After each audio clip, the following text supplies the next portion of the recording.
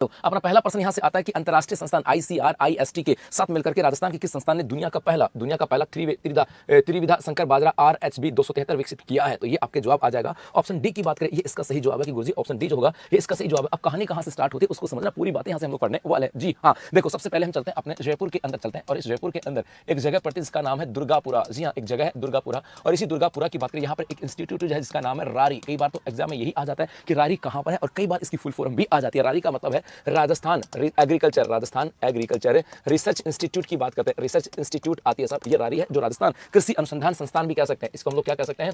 राजस्थान कृषि अनुसंधान संस्थान अर्थात ये राजस्थान के अंदर कृषि के क्षेत्र के अंदर अनुसंधान करती है, अनुसंधान संस्थान के रूप में जानी जाती है और ये है कहां पर? दुर्गापुरा जयपुर के अंदर है। आपको पता है इसी रारी की बात करें, इसी रारी के अंदर हाल ही के अंदर यहां पर आपके जैविक मार्ट की बात करें, जैविक मार्ट की शुरुआत की गई थी। जैविक मार्ट की शुरुआत अर्थात ऑर्गेनिक मार्ट कह दें या जैविक बाजार की बात करें, जैविक मार्ट की शुरुआत आपके यहां पर की गई थी साहब। और एक याद रखना, ये जो रारी आता है ये किसके अधीन है? ये सबसे इंपॉर्टेंट है। कोई बच्चा बता सकता है क्या कि रारी किसके अधीन आता है? जिस प्रकार से हम लोग पढ़ते हैं कि हमारे यहाँ पर काजरी किसके अधीन आता है? ICR के अधीन आता है, केंद्रीय शुष्क वन काजरी की बात करें। इसके अलावा जैसे हम भेड़ अनुसंधान केंद्र अविकानगर टोंक की बात करें, उससे पूछा जाए कि भाई ये किसके अधीन आता है तो आप लोग कहोगे सर ये तो आपके काजरी के अधीन आता है साहब। जी है ना। इसके अलावा जैसे आप कहोगे सर हमारे यहाँ पर राष्ट्रीय बीज मसाला अनुसंधान किसके अधीन आता है तो आप लोग कहोगे सर ये भी ICR के अधीन आता है। यदि मैं बात करूँ आपके केंद्रीय ऊंट प्रजनन केंद्र की बात करें, ऊंट अनुसंधान केंद्र की बात करें, वो किसके अधीन आता है? वो भी ICR के अधीन आता है। उसी प्रकार से रारी की बात करें ये किसके अधीन आता है? पता किसी को? किसी के अधीन आता है? ये आता है आपके श्रीकरण नरेंद्र कृषि विश्वविद्यालय, नरेंद्र जो कृषि विश्वविद्यालय है, कृषि विश्वविद्यालय कहां पर? जोबनेर जयपुर के अंदर है। जोबनेर जयपुर की बात करें इसके अधीन आता है। ये इंपॉर्टेंट लाइन है कि किसके अधीन आता है। जी ये यहां से आ जाता है। और इसके अलावा यदि हम बात करें गुरुजी इसके निदेशक कौन है? रारी के निदेशक की बात करें तो इसका निदेशक आ जाता है हरफूल सिंह। इसके निदेशक कौन है? हरफूल सिंह। ये तो बात हो गई इस रारी की। अब इस रारी के द्वारा क्या की? हाल ही में एक किस्म का विकास किया गया, हाल ही में बाजरे की किस्म का विकास किया गया, बाजरे की किस्म का विकास जो है यहां पर किया गया। ये इंपॉर्टेंट चीज यहां से आ जाती है कि हाल ही के अंदर इसके द्वारा एक बाजरे की किस्म का विकास किया। सर जी SOG बताया हमें तो कथन कारक वाले पर्सन, मेरे भाई कथन मैं तो आपको पहले ही कहता था कि यहां पर मामला बहुत टेढ़ा मेढ़ा है और आज आपको पता कर्मचारी चयन बोर्ड के आदमी पकड़े गए ना भाई। जी क्या जगह सर जी SOG बताया हमें तो कथन कारक में उलझ गए और RPS ने ओमार में 16 नंबर रिजल्ट कर दिया। जी घोटाला विद्यार्थी को कैसे विश्वास होगा? हाँ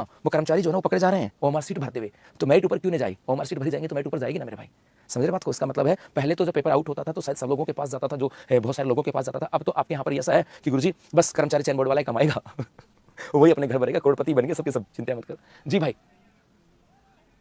चलो तो ये यहां से आ जाता है हाल ही में एक बाजरे की किस्म का विकास किया। अब आता है गुरुजी ये बाजरे की किस्म है कौन सी? तो मेरे गुरुजी इसका नाम है RHB, इसका नाम है RHB 273। ये इंपॉर्टेंट है RHB 273 की बात करें और सबसे खास बात की चर्चा करें, ये विश्व की पहली 3 वे ये आ जाएगी। ये क्या है? विश्व की पहली, दुनिया की पहला 3 वे संकर बाजरा आ जाएगा कि दुनिया का, यदि हम ऐसे बात करें ये क्या है? दुनिया का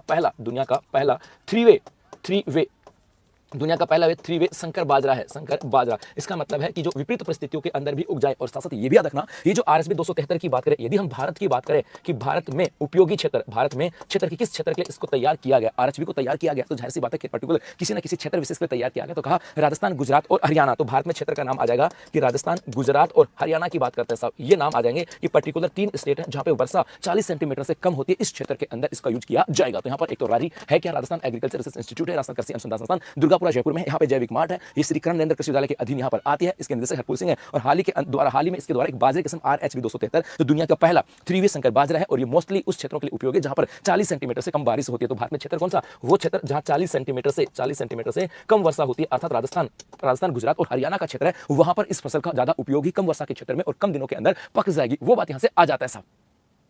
ओके दे देंगे भाई, 26 जनवरी को फिर दे देंगे। जी ये यहां से आ जाता है। अब गुरुजी यहाँ पे 2-4 ऑप्शन और हैं, जैसे केंद्रीय शुष्क क्षेत्र अनुसंधान की बात करें, central arid zone research institute की बात करें, काजरी ये कहां पर है? जोधपुर के अंदर है। मालवीय राष्ट्रीय प्रौद्योगिकी संस्थान की बात करें अर्थात Malviya national institute of technology की बात करें, ये आपके जयपुर में। तो भारतीय प्रौद्योगिकी संस्थान अर्थात यहाँ पर IIT की बात करें, ये कहां पर है? जोधपुर के अंदर है। और काजरी का नाम आया है तो काजरी को लेकर के मैंने बहुत बार चर्चा की थी और शायद इस रीट भर्ती परीक्षा के अंदर आया भी था। काजरी की स्थापना आई थी और जब काजरी का नाम आया था तो हमने पढ़ा था काजरी की स्थापना को लेकर के। तो जो बच्चा देकर के आया होगा पेपर शायद रीट का एग्जाम, तो काजरी तो गलत नहीं हुआ होगा, नहीं होगा। तो जी हाँ, तो वहाँ करंट अफेयर्स के भी पर्सन थे, तो राजस्थान ज्योग्राफी के भी पर्सन थे ना, वो अपनी इस कक्षा से आए थे और शायद काजरी का मुझे याद आ रहा आया था कहीं ना कहीं पर्सन। तो बेटा ले लो इसका स्क्रीनशॉट, फिर चलते हैं आगे। आया था शायद कहीं पर इसकी तिथि थी और शायद कालक्रम के अनुसार इनको शायद सेट किया गया था। काजरी का आया था ना भाई। जी सर, जी चलो आगे साहब।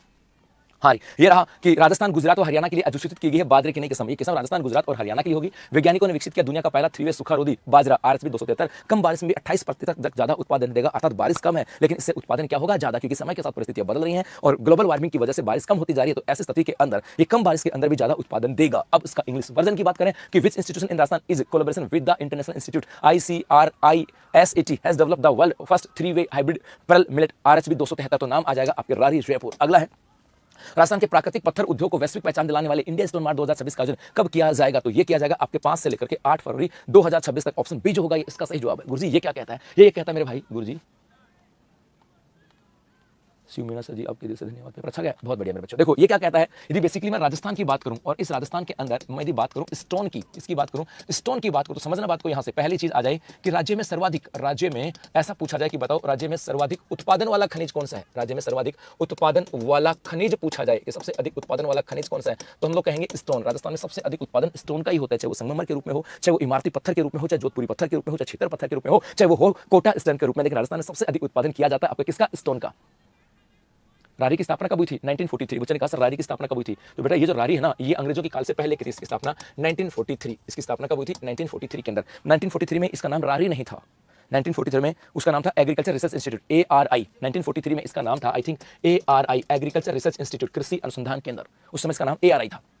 चलो आ जाओ, तो यहां पर आगे, तो यहां पर राज्य में सर्वाधिक उत्पादन वाला खनिज पूछा जाए तो स्टोन होगा। एक प्रश्न और बनता है कि राज्य से सर्वाधिक निर्यात वाला पूछा जाए, सर्वाधिक निर्यात वाला खनिज पूछा जाए, निर्यात वाला खनिज। जी हां, तो राजस्थान से सबसे अधिक निर्यात वाला खनिज भी कौन सा आता है, स्टोन। अब ये किसकी मात्रा है, मात्रा के आधार पर, ये कीमत के आधार पर नहीं है। तो पूरे राजस्थान में सबसे अधिक उत्पादन भी स्टोन का होता है। पूरे राजस्थान से सबसे अधिक निर्यात जो किया जाता है ना मेरे भाई, वो भी क्या, वो भी आपके स्टोन का ही किया जाता है। ठीक है साहब, इसका मतलब है कि हमारे यहाँ पर अब स्टोन ज्यादा है, तो इस स्टोन उद्योग की बात करें, इस स्टोन उद्योग व इसके निर्यात को बढ़ावा देने के लिए, निर्यात हेतु हमारे यहाँ पर प्रयास किए गए। और यही तो प्रयास इंपॉर्टेंट है कि हमारे यहाँ पर स्टोन उद्योग व निर्यात को बढ़ावा देने के लिए कुछ प्रयास किए गए। सब क्या प्रयास किए गए, ये तो इंपॉर्टेंट है गुरुजी। पहली चीज समझना, हमारे यहाँ पर पहला प्रयास तो आ जाएगा कि हमारे यहाँ पर स्टोन पार्क है। और बेसिकली एग्जाम में आता है कि राजस्थान में स्टोन पार्क, और आपको पता है राजस्थान स्टोन पार्क कहाँ पर है, एक तो है जोधपुर में, एक है जयपुर में, एक है आपके कोटा में, और एक आ जाएगा धौलपुर में। तो राजस्थान में 4 स्टोन पार्क, जयपुर, जोधपुर, धौलपुर और कोटा। इसके अलावा इसी स्टोन मार्क की पार्क की बात करूं तो बजट 2025-26 और याद करो साहब। और स्टोन पार्क की बात करें तो अभी मेरे गुगलो आया था अपना बजट 2025-26, और बजट 2025-26 में भी घोषणा की गई थी किसकी, स्टोन पार्क की, कि हम लोग यहाँ पर स्टोन पार्क बनाने वाले हैं साहब। और यहाँ पर स्टोन पार्क बनाने वाले हैं, कौन सा, कहाँ पर बनाने वाले हैं, तो एक कहा गया था बूंदी में, एक स्टोन पार्क तो कहाँ होगा, आपके बूंदी में, और एक स्टोन पार्क होगा आपके निम्बाहेड़ा के अंदर। और निम्बाहेड़ा कहाँ पर, चित्तौड़ के अंदर। इसके अलावा हमारे यहाँ स्टोन को बढ़ावा देने के लिए एक स्थापना की गई थी सीडोस। और जिन बच्चों ने मेरे से ज्योग्राफी पढ़ी होगी शायद उसको याद आया होगा कि हाँ गुरुजी आपने बताया तो था सीडोस। सर जी कर्मचारी हुआ है क्या लगता है, हुआ है 100% लगता है, दिल कहता हुआ है। क्योंकि जिस प्रकार से कर्मचारी चयन बोर्ड के जो कर्मचारी हैं वो एमआर शीट भरते हुए मिले हैं, तो इतने भले तो नहीं होंगे, पहले नहीं भरी होगी, लगता तो है जी। आ जाओ, सी डोस किस किसने पढ़ा था मेरे से ज्योग्राफी की, गुरुजी हाँ आपसे ज्योग्राफी पढ़ी थी और यहां से हमें सी डोस याद आ रहा है। ऐसा कोई बचा है जिन्होंने मेरे से ज्योग्राफी पढ़ी होगी, सी डोस याद आ रहा है, किस को याद है, सी डोस याद आ रहा है, सी डोस। जी हाँ, हमारे यहाँ पर एक सी डोस याद है सब। आर्ट एंड कल्चर वाली बुक, ठीक है भाई, करते हैं कुछ, पक्की बात है, जल्दी आपको खबर मिल जाएगी, बहुत बढ़िया। सीडोस, पहली चीज इसकी फुल फॉर्म क्या है, इसकी फुल फॉर्म है सेंटर, इसकी फुल फॉर्म क्या आती है, centre for development of stone, centre for development of stone, development of stone, ये इसकी फुल फॉर्म आती है, centre for development of stone की बात करें। और इसकी स्थापना 1998 में हुई थी। इसकी स्थापना की बात करें गुरुजी, इसकी स्थापना हुई थी वर्ष 1998 में। ये जो सीडोस है, इस सीडोस के द्वारा मेरे गुरुजी यहां पर इवेंट किए जाते हैं। इवेंट का मतलब है कार्यक्रम। जी सर, यूट्यूब पे पढ़ा था, यूट्यूब पे तो पढ़ा था अच्छी,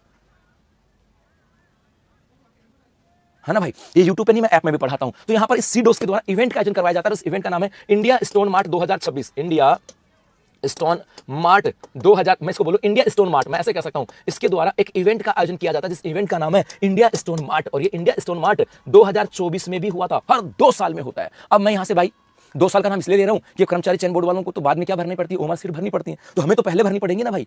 ओमार सीट वाले बाद में तो लोगों की भर देते हैं ओमार सीट, लेकिन जिन बच्चों की बेचारों की जिसकी कर्मचारी चयन बोर्ड में सेटिंग नहीं है, वो क्या करेगा, उसको तो पहले ओमार सीट भरनी पड़ेगी ना, इसलिए हमें तो उस लेवल पे जाकर के पढ़ना पड़ेगा। लेकिन भैया बाकी तो फिर वो भगवान जाने कि वो क्या करेंगे क्या नहीं करेंगे। जी हाँ, तो यहाँ पर 2024 में भी हुआ था। और 2024 में कब ये हुआ था, 1 से 4 फरवरी 2024, 1 से 4 फरवरी को हुआ। और इसके बाद ये 2026 में भी हो रहा है, और कब, 5 से लेकर के 8 फरवरी। जी हाँ, तो ये यहाँ पर आ जाएगा, ऑप्शन बी होगा इसका सही जवाब। तो मेरे बच्चों याद रखना, राज्य में सर्वाधिक उत्पादन वाला खनिज स्टोन, राज्य से सर्वाधिक निर्यात वाला खनिज स्टोन। राजस्थान में स्टोन के उद्योगों को और निर्यात के बढ़ावा देने हमारे स्टोन पार्क जयपुर, जोधपुर, कोटा और धौलपुर में पहले से थे। इस बजट के अंदर कहा गया 25-26 के बजट में कहा कि बूंदी और निम्बा हेड़ा में हम लोग स्टोन पार्क बनाने वाले हैं। और उसके साथ साथ यहाँ पर ये भी आता है सीडोस आता है। सीडोस की बात करें तो इसकी फुल फॉर्म आती है centre for development of stone की बात करें, जिसकी स्थापना 1998 में हुई थी। किसके द्वारा की गई थी? रिको के द्वारा। ये भी इंपॉर्टेंट है, इसकी स्थापना किसके द्वारा की गई थी? रिको। और ये इवेंट का आयोजन करता है सब, और इस इवेंट की बात है उसका नाम है इंडिया स्टोन मार्ट। हर 2 साल में होता है। 2024 में होता है 1 से लेकर के 4 फरवरी तक, 1 से लेकर के 4 फरवरी 2024 तक। और दूसरा और ये हो रहा है अब 26 में हो रहा है 5 से लेकर के 8 फरवरी तक। ये भी बता दूं ये इसका 13वां संस्करण है। ये भी मेरे बच्चों अब तो इतना भी याद रखना पड़ेगा।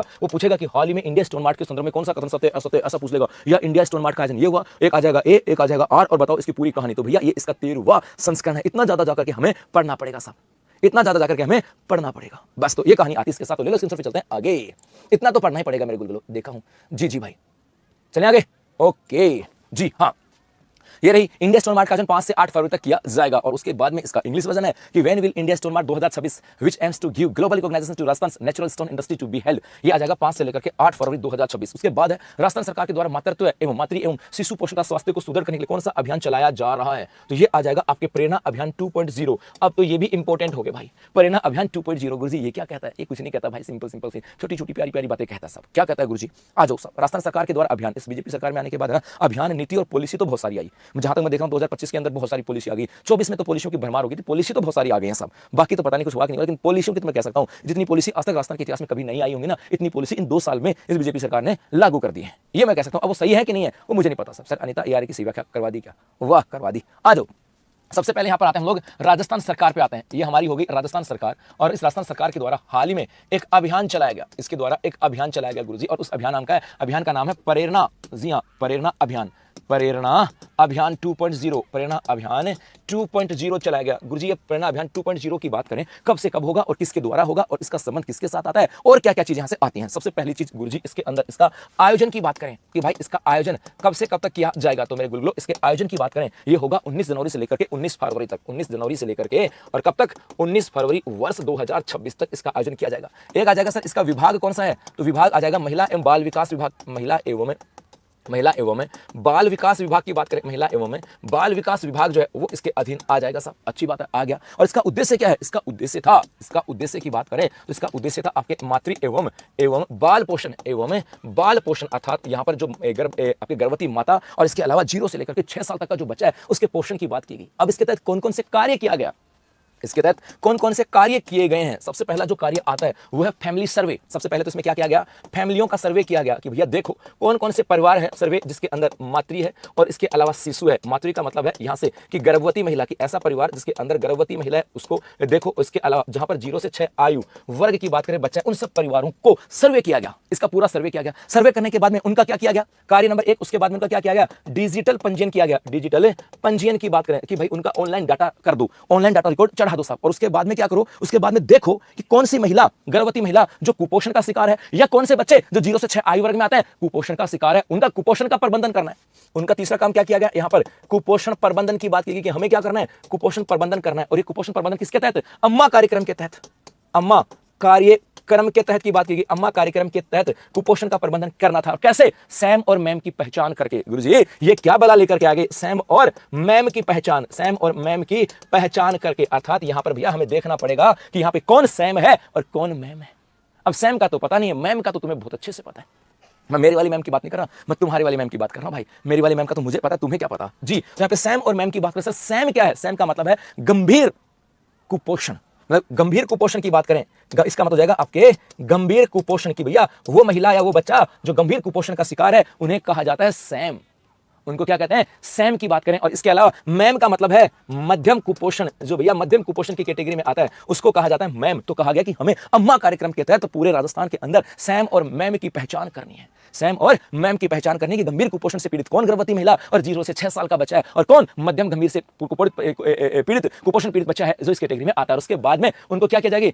उनका शिक्षा पहचान दिया जाएगा। उसके बाद में एक कहा गया उनका शिक्षा पहचान कार्ड भी बनाना है। शिक्षा पहचान कार्ड भी बनाना, कौन सा? आपार जी, आपार आईडी का भी निर्माण करना, ये यहां पर कहा गया। तो हमारे यहां पर प्रेरणा अभियान की बात करें 19 जनवरी से लेकर के 19 फरवरी तक है साहब जी। ये यहां से आ जाता है। और इसके अंतर्गत यहां पर कौन सा विभाग आता है, इसका उद्देश्य क्या था, क्या क्या कार्य किए गए, सब यहां से हम लोगों ने पढ़ लिया। क्योंकि भैया हमें तो पढ़ना पड़ेगा काका हमारे से। हाँ भाई हमें तो काम करना पड़ेगा, हमें तो इतना पढ़ना पड़ेगा क्योंकि हमारी जानकारी कर्मचारी चयन बोर्ड में नहीं है कि हमारी ओएमआर सीट भरी जाए। हमारी वहां जानकारी नहीं है, तो हमें तो पढ़ करके हमारी वो मार्कशीट हमें खुद को भरनी पड़ेगी साहब। ये याद रखना, ये याद रखना कि मेरे बेटा वो मार्कशीट तो आपकी भरनी है, आपको भरनी पड़ेगी मेरे बच्चे, अपनी ना तुम्हारी कोई जानकारी ना मेरी कोई जानकारी। और मैंने कल भी कहा था, आज दोबारा कह रहा हूं कि 1 अप्रैल के बाद आज बहुत सारे बच्चों के मैसेज थे मेरे पास, दोबारा कह रहा हूं मेरे बच्चों, 1 अप्रैल के बाद मेरी जो भी सैलरी होगी, मैं जहां भी कमाऊंगा, जब भी कमाऊंगा, उसका 5% हिस्सा मैं उन बच्चों के लिए, कि जो बच्चे मुझे बहुत बार मैसेज करते हैं कि सर ऐसी परिस्थिति हमें कोर्स दिला दो, और मेरे बहुत बार हाथ बंधे होते, मैं नहीं कर पाता कुछ भी, लेकिन अब मैं किसी की तरफ देखना क्या, जितना हो सकता है उतना मैं तो खुद कर सकता हूं ना। तो मेरी 5% सैलरी 1 अप्रैल के बाद में वो सब बच्चे जिनको लगता है कि सर हमारी स्थिति थोड़ी सी नाजुक है और हम फीस नहीं दे सकते ऑनलाइन ऑफलाइन, उस 5% हिस्से में जो दायरा में जितना आता है उतना मैं समझ कर दूंगा, उतना मैं देने के लिए तैयार हूं, और मैं दूंगा जी। क्या लेके आए थे, क्या लेकर जाएंगे।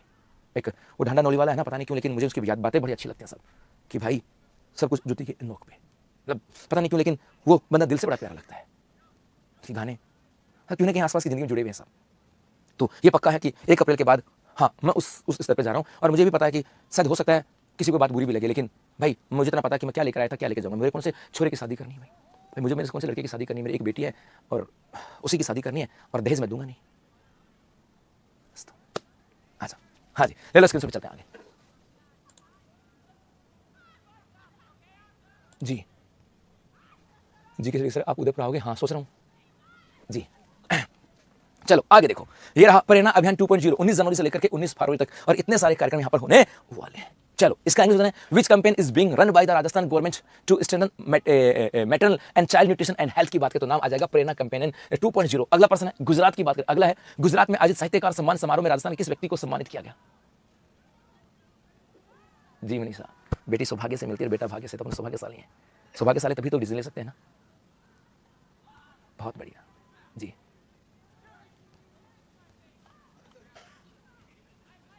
चलो बढ़िया से, हाँ जी साहब, गुजरात में आयोजित साहित्यकार सम्मान समारोह में राजस्थान के किस व्यक्ति को सम्मानित किया जाएगा, तो नाम आता है सूर्यदेव सिंह बारठ। ऑप्शन ए होगा इसका सही जवाब। इधर चर्चा कर लेता हूं सब, हम चलते हैं अपने गुजरात, घुमाते हैं थोड़ा सा कच्छ के रण के अंदर गुजरात, और इस गुजरात में आपके यहाँ पर एक कार्यक्रम होगा जिसका नाम है साहित्यकार सम्मान समारोह। साहित्यकार सम्मान समारोह का आयोजन किया जाएगा, और इस साहित्यकार सम्मान समारोह के अंदर अवार्ड दिया जाएगा साहब, अवार्ड। और ये अवार्ड किसको, सूर्यदेव सिंह बारठ को दिया जाएगा। ये दिया जाएगा आपके सूर्यदेव सिंह बारठ की बात करें, इनको ये अवार्ड दिया जाएगा। बारठ की बात करें, इनको ये अवार्ड दिया जाएगा। और सूर्यदेव सिंह बारठ की बात करें, बेसिकली रहने वाले कहाँ के हैं, ये रहने वाले आपके अलवर के। बस इतना सा प्रश्न है ये तो इतना प्रश्न है कि हाल ही के अंदर गुजरात के अंदर साहित्य सम्मान समारोह की बात करें, उसके अंदर है ना, उसके अंदर मेरे बच्चों राजस्थान के किस साहित्यकार को सम्मानित किया जा रहा है, सूर्यदेव सिंह बारठ को सम्मानित किया जा रहा है। और ये बेसिकली कहां के, अलवर के रहने वाले हैं। अब गुरुजी यहां पे 2-4 नाम है, तो मैं यहां पर लिख देता हूं आपके साहित्य अकादमी, साहित्य अकादमी की बात करता हूं। और हमारे यहाँ पे 2 साहित्य अकादमी है गुरुजी, कौन कौन सी, एक आती है राष्ट्रीय साहित्य अकादमी, एक आती है राष्ट्रीय साहित्य अकादमी, अच्छे से पता है आपको। राष्ट्रीय साहित्य अकादमी की बात करें, और राष्ट्रीय साहित्य अकादमी की बात करें, इसके द्वारा हमारे यहाँ अवार्ड दिए जाते हैं, किसमें, तो भाषा, इसके अंदर एक तो संविधान है ना, संविधान में उल्लेखित भाषा, संविधान में उल्लेखित भाषा, संविधान में उल्लेखित भाषा वो, प्लस राजस्थानी एक नाम आ जाएगा आपके, राजस्थानी प्लस एक नाम आ जाएगा आपके इंग्लिश। इन भाषाओं के अंदर अवार्ड दिया जाता है। उदयपुर टीवी आऊंगा बेटा, आऊंगा मेरे बच्चे जी।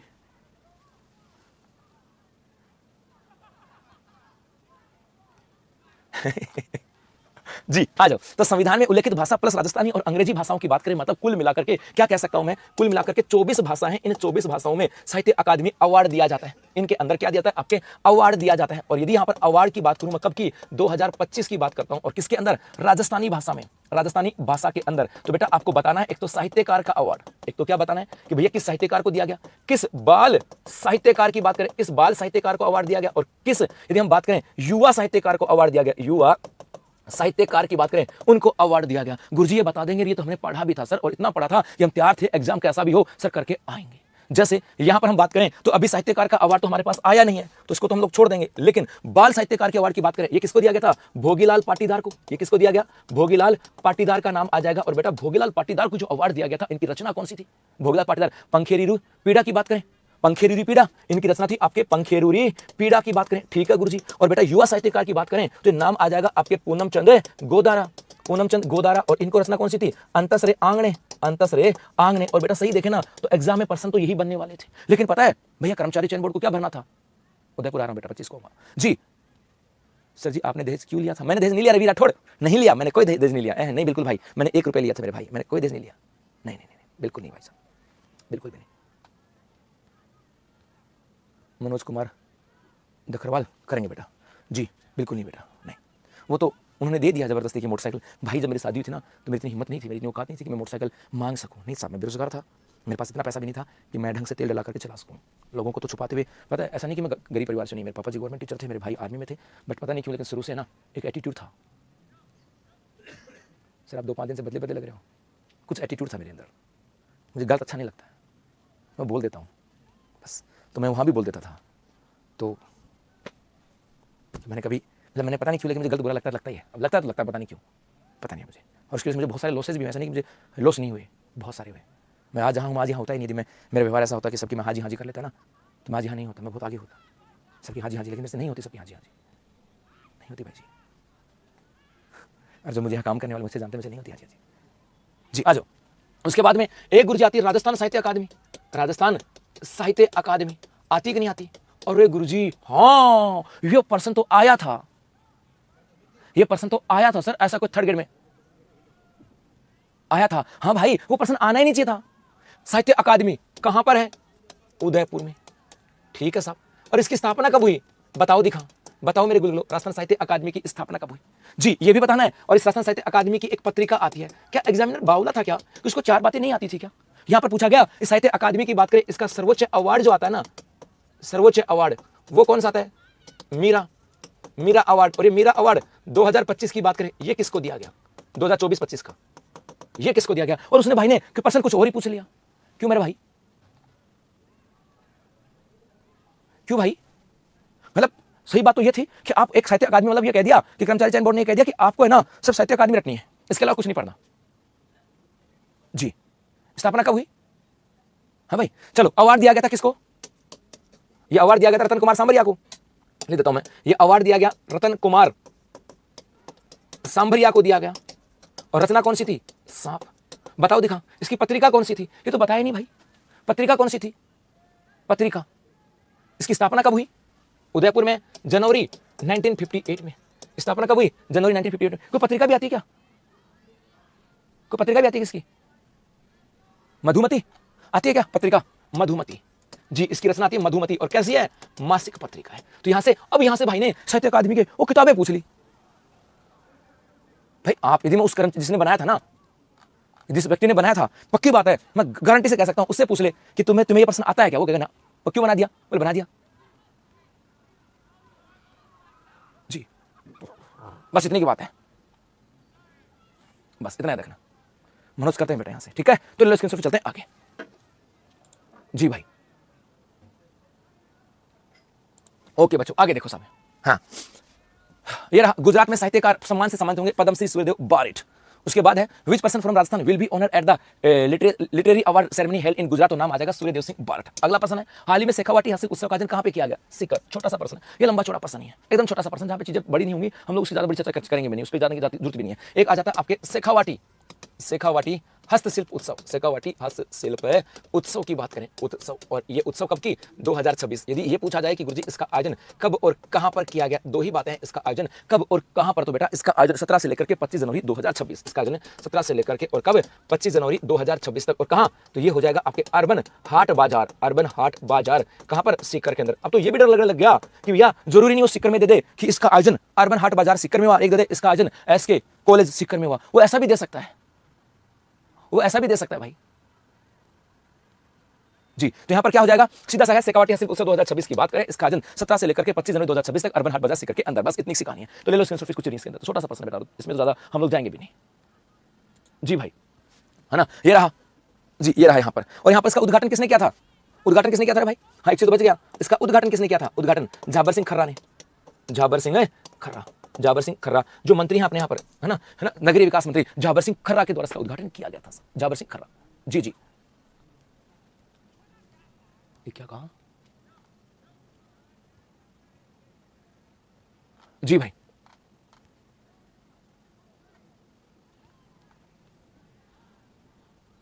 अभी कोई ज्योग्राफी कोर्स नहीं, रुक जाओ बेटा एक बार, इकोनॉमिक सर्वे आ जाने दो, बजट आ जाने दो।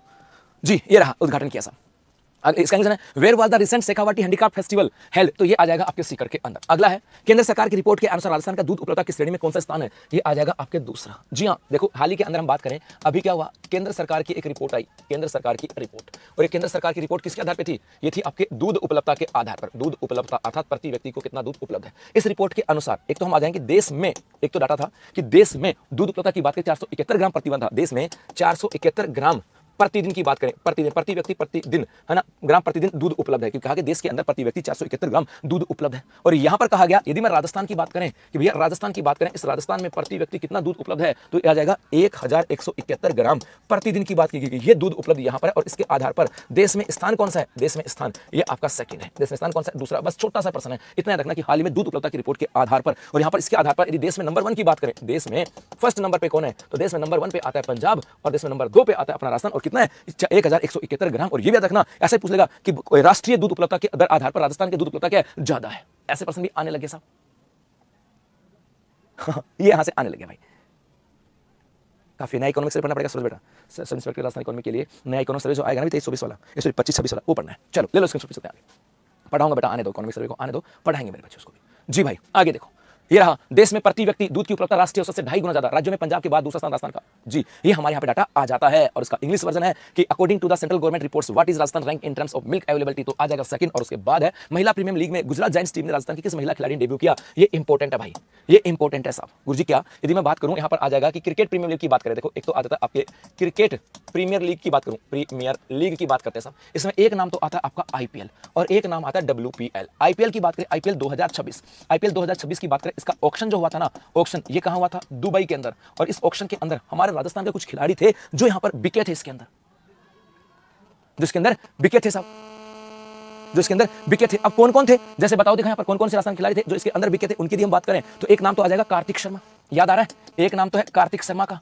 और कार्तिक शर्मा की बात करें, ये आपके भरतपुर का रहने वाला था, और इसे किस टीम ने हायर किया, तो इसको टीम ने हायर किया था चेन्नई ने, चेन्नई सुपर किंग्स की बात करें, ठीक है गुरुजी। और कौन था, एक था आपके रवि बिश्नोई, याद आ रहा है, रवि बिश्नोई की बात करें, ये कहां का रहने वाला है, जोधपुर का रहने वाला है, और रवि बिश्नोई को आर राजस्थान रॉयल्स ने हायर किया था। मुकुल चौधरी की बात करें, जी हां एक नाम आ जाएगा आपके मुकुल चौधरी की बात करें, मुकुल चौधरी की बात करें तो ये झुंझुनू का रहने वाला है, झुंझुनू का। और मुकुल चौधरी को किसने हायर किया था, लखनऊ की टीम ने, लखनऊ सुपर जायंट्स की बात करें, लखनऊ की टीम ने हायर किया था, ठीक है गुरुजी। या तीन ही थे क्या, नहीं भैया और भी थे, एक था आपके राहुल चार, एक था आपके राहुल चाहर की बात करें, राहुल चार, और राहुल चार को किसने हायर किया था, चेन्नई सुपर किंग्स ने हायर किया था। अब इनका डिस्ट्रिक्ट मत पूछना, बस यहां गड़बड़ हो जाएगी। एक था आपके अशोक शर्मा, एक था आपके अशोक शर्मा की बात करें, अशोक शर्मा, और अशोक शर्मा की बात करें, ये कहां के हैं, जयपुर के, और इनको किसने हायर किया था, इनको हायर किया था आपके गुजरात की टीम ने, जी हां इनको हायर किया था आपके गुजरात की टीम ने। ये यहां से आ जाएगा। अब इसके अंदर भी बहुत सारी गड़बड़ होती है, इसकी चर्चा कभी बाद में करेंगे, अभी नहीं साहब, अभी नहीं, लेकिन इसकी चर्चा बाद में करेंगे जी। अब देखो यहां से, अब यहां पर WPL की बात करें, WPL 2026 चल रहा है, उस WPL के अंदर यदि हम राजस्थान की बात करें कि राजस्थान की कौन सी खिलाड़ी इसके अंदर थी, तो नाम आता है आपके